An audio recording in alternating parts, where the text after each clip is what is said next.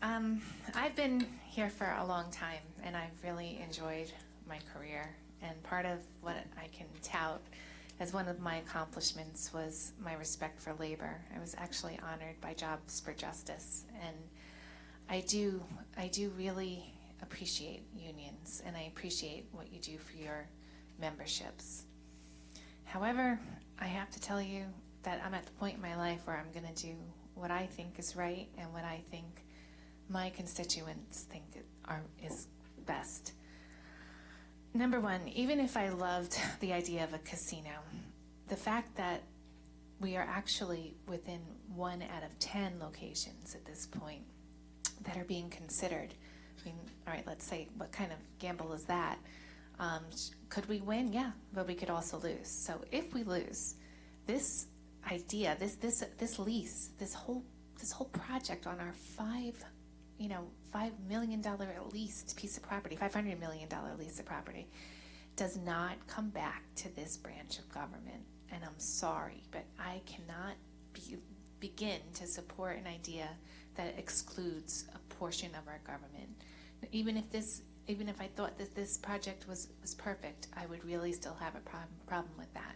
The only person who will decide what will happen to this piece of property, should we not get that license, the 1 in 10 chance, is our county executive. That was just, in my opinion, was a game changer. I no matter what, I couldn't support that. There's also a number of other issues that I have.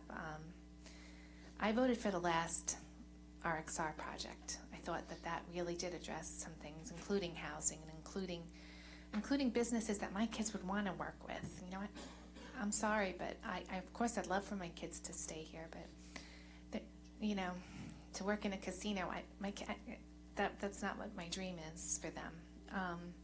I would like them to work I'd like for them to work either in a tech, or my girls are in health.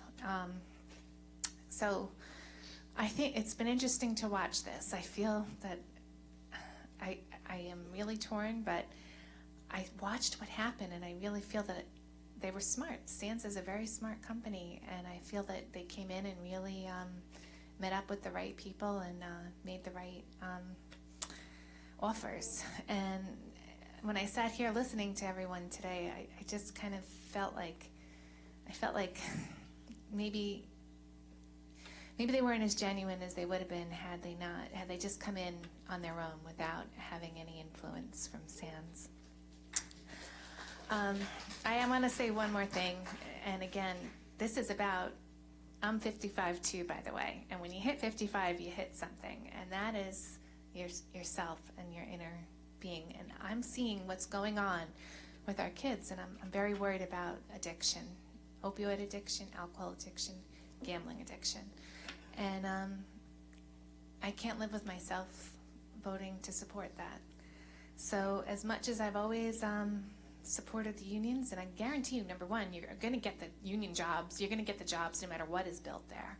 Number two, I know how many big projects are here. I know we don't even have, there's a question of whether or not we have enough workers now to cover the 4 or 5 projects, billion-dollar projects that we have. So it's a quality of life issue. It's traffic. It's all this with addiction with our kids. And yes, they're throwing in a lot of money, but has been said, they know they're going to make a lot of money, and $2 billion a year.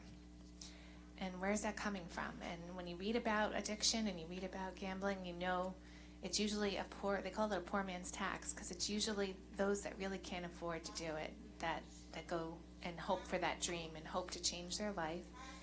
And then again, is it going on all over? Yes, it's legal now, but not everything that's legal is good for you. And the bottom line is, I struggled with this decision, but I cannot vote for a casino.